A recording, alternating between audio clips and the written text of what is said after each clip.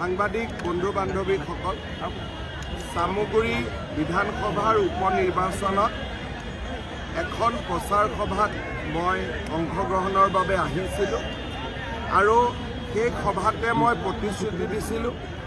ফলাফল কি হ'ব তেতিয়া গম পোৱা নাছিলোঁ, কিন্তু ৰাইজৰ মৰম আদৰ চেনেহ দেখি মই প্ৰতিশ্ৰুতি দিছিলোঁ যে নিৰ্বাচনৰ পিছত চামগুৰিৰ আমবাগান আৰু শিঙিমাৰী জিলা পৰিষদত মই আহিম আৰু ৰাইজৰ লগত মই আলাপ আলোচনা কৰিম। আজি মই আমবাগান জিলা পৰিষদতো এখন সভা কৰিলোঁ, শিঙিমাৰী জিলা পৰিষদৰ কাৱৈমাৰীতো সভা কৰিলোঁ। ৰাইজক কৃতজ্ঞতা জনালোঁ, ধন্যবাদ জনালোঁ আৰু ৰাইজৰ উন্নয়নৰ বাবে নিৰন্তৰ কাম কৰাৰ প্ৰতিশ্ৰুতি দিলোঁ।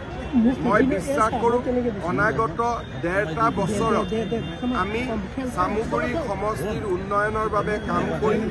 চামগুৰি ৰাইজৰ আশা আকাংক্ষাক বাস্তৱত ৰূপ দিবলৈ আমি প্ৰয়াস আৰু প্ৰচেষ্টা কৰিম। স্যাৰ, এবাৰ নিৰ্বাচনত চামগুৰিত এবাৰ যে সংখ্যালঘু যাক ভোট দিলে তাৰ পৰা স্যাৰ বিজেপিৰ প্ৰতি যে সংখ্যালঘু দৃষ্টিভংগী সলনি হোৱা দেখা গৈছে। অনাগত সময়ত চামগুৰি ৰূপহী আৰু নগাঁও যোৱা লোকসভা নিৰ্বাচনৰ সময়তে আমি এক সংখ্যালঘু সম্প্ৰদায়ৰ আমি বহুখিনি ভোট লাভ কৰিছোঁ। আজি যদি আপোনালোকে দেখা পায় যে নৰেন্দ্ৰ মোদী ডাঙৰীয়াৰ আঁচনিসমূহ সংখ্যাগুৰু সংখ্যালঘু কোনো ভেদ নাই। আমি অৰুণোদয় দিছোঁ, সংখ্যালঘু সংখ্যাগুৰুৰ কোনো কথা নাই। নিযুত মইনা আঁচনি দিছোঁ, সংখ্যালঘু সংখ্যাগুৰু কোনো কথা নাই। অৰ্থাৎ সবকা সাথ সবকা বিশ্বাস সবকা প্ৰয়াস, এই যিটো মোদী ডাঙৰীয়াৰ মহামন্ত্ৰ, সেই লৈ আমাৰ ৰাজ্য চৰকাৰখনো আগুৱাই গৈছে। আমি সকলো সভাতে কওঁ যে সংখ্যালঘু লোকক তুষ্টিকৰণ নালাগে, সংখ্যালঘু লোকক ন্যায় লাগে। আজি সংখ্যালঘু অঞ্চলৰ ৰাইজে নিবিচাৰে যে সংখ্যাগুৰু অঞ্চল এটাত ৰাস্তা নহওক আৰু সংখ্যালঘু অঞ্চলত ৰাস্তা হওক। সংখ্যালঘু সংখ্যাগুৰু দুয়োটা সম্প্ৰদায়ে বিচাৰে যে আমাৰ প্ৰত্যেকৰে গাঁৱৰ ৰাস্তা হওক। এইটো কোনেও নিবিচাৰে যে সংখ্যালঘুৰ লোকে অৰুণোদয় নাপাওক, সংখ্যাগুৰুৱে পাওক। সংখ্যাগুৰু মানুহেও নাভাবে যে সংখ্যালঘুৱে নাপাওক, আমি পাব লাগে। সকলোৱে ভাবে যে প্ৰত্যেক দুখীয়া পৰিয়ালতে এই আঁচনিবোৰ আহিব লাগে। গতিকে যিটো সমানতাৰ মন্ত্ৰ, তুষ্টিকৰণ নহয়, সমানতা, সকলোকে একেধৰণে আগবাঢ়ি লৈ যাওক, দৰিদ্ৰতা নোহোৱা কৰক দেশখনৰ পৰা, অশিক্ষিত মানুহৰ পৰিৱৰ্তে শিক্ষিত চাম গঢ়ি তোলক, গাঁৱত চিকিৎসালয় পাতক, হস্পিটেল পাতক, মহিলা উদ্যমিতা আঁচনি আনক, সকলোকে সামৰি লওক। এই কথা সকলোৱে বিচাৰে আৰু সেইকাৰণে আজি বিজেপি দলক সংখ্যালঘু সম্প্ৰদায়ৰ এচাম নতুন যুৱক যুৱতী আদৰি লৈছে। মই য'তে যাওঁ যথেষ্ট তেওঁলোকে আগুৱাই আহে, মৰম কৰে। মই কথা সোধোঁ যে স্কুলত মা গৈ আছনে নাই? গৈ আছোঁ মামা স্কুলত। ভাল কৰি পঢ়া শুনা কৰিছ নাই? কৰিছোঁ। পুলিচৰ দৌৰাৰ প্ৰেক্টিচ কৰিছনে নাই? কৰিছোঁ। গতিকে লোকসভা নিৰ্বাচনৰ পৰাই আমি এচাম মানুহৰ ভোট পাব আৰম্ভ কৰিছোঁ আৰু চামগুৰিত এই পৰিমাণটো যথেষ্ট বাঢ়ি গৈছে। কিন্তু চামগুৰিৰ নিৰ্বাচন মই ভাবোঁ যে বিজেপিৰ জয় যিমান, তাতকৈ ৰকিবুল হুছেইনৰ পৰাজয় তাতকৈ বেছি। আমি কিমান জিকিছোঁ এইটো ডাঙৰ কথা নহয়, ৰাইজে ৰকিবুলক হৰুৱাম এই সংকল্পৰে ৰাইজে ভোট দিছিলে। ৰকিবুল হুছেইনে কি কয় যে মই যদি চাকৰি নিদিলোহেঁতেন এই মানুহকেইজনে চানাচুৰ বিক্ৰী কৰিলেহেঁতেন।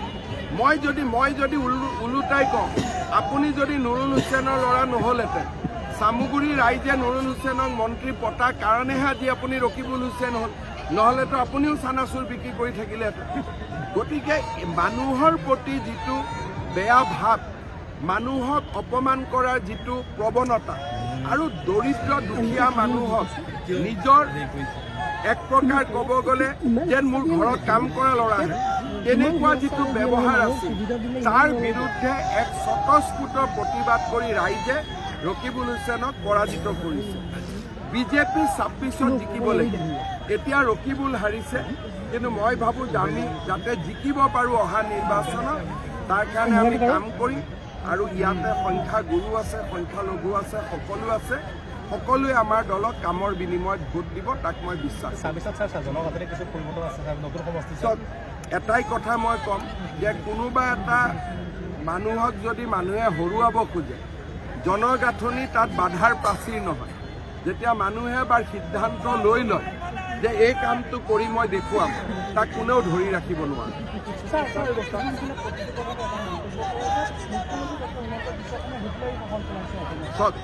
আজি মানুহে এটা কথা জানে যে ৰাইজৰ লগত মই যেনেকৈ লগ পাওঁ মই যেনেকৈ ৰাইজৰ লগত কথা পাতোঁ হিটলাৰে তেনেকৈ কথা পাতিছিল আপোনালোকে মোক আজিলৈকে এটা উদাহৰণ দিয়ক যে কংগ্ৰেছৰ কোনজন মুখ্যমন্ত্ৰীয়ে ৰাইজৰ লগত ইমান সহজভাৱে কথা বতৰা পাতিছিল আগতে প্ৰত্যেকখন সভাৰ পিছতে মই সাংবাদিকৰ লগত কথা পাতোঁ কংগ্ৰেছৰ মুখ্যমন্ত্ৰীয়ে পাতিছিল নেকি প্ৰত্যেক মিটিঙৰ পিছতে মই 10জন হ'লেও দুখীয়া মানুহক মোৰ সতীৰ্থ কটন কলেজত পঢ়া বন্ধু ক'ৰবাত লগ পালোঁ ক'ৰবাত দিব্যাংগ এজনক লগ পালোঁ হাতৰ পৰা এপ্লিকেশ্যনখন মই নিজে খুজি লওঁ এইটো কি হিটলাৰৰ পৰিচয় নেকি হিটলাৰে অৰুণোদয় দিছিল নেকি দুখীয়া মানুহক হিটলাৰে নিযুত মইনা দিছিল নেকি দুখীয়া মানুহক গতিকে ৰকিবুল হুছেইনে কোন হিটলাৰ কোন হিমন্ত পাৰ্থক্যটোৱে বুজি নাপায় গতিকে নাজানা মানুহৰ লগত আপুনি তৰ্কাতৰ্কি কৰি কি পাব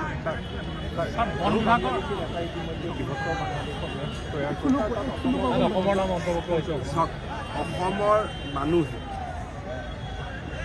বাংলাদেশত কি হৈছে তাক আমি উদ্বিগ্নতাৰে সৈতে লক্ষ্য কৰিছোঁ এইবোৰ নক্সা মেপ বনাই থকা মানুহে বনাই থাকিব এতিয়া অসমত আমি ৰাজ্যখনক বহুত আগুৱাই লৈ গ'লোঁ বাংলাদেশত ছেমি কণ্ডাক্টৰ ইণ্ডাষ্ট্ৰী আছে নেকি আমি আমাৰ অসমখনক ইমান আগুৱাই লৈ গ'লোঁ যে বাংলাদেশৰ মানুহ ইয়াত আহিলেও চক খাই ঘূৰি যাব যে এইখন ল'বও নোৱাৰি ধৰিবও নোৱাৰি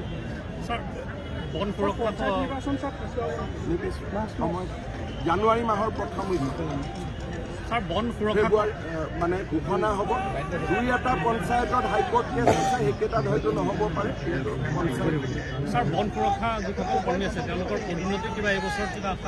পদোন্নতিটো নৰ্মেল নিয়মত হৈ থাকে আৰু অফিচাৰসকলে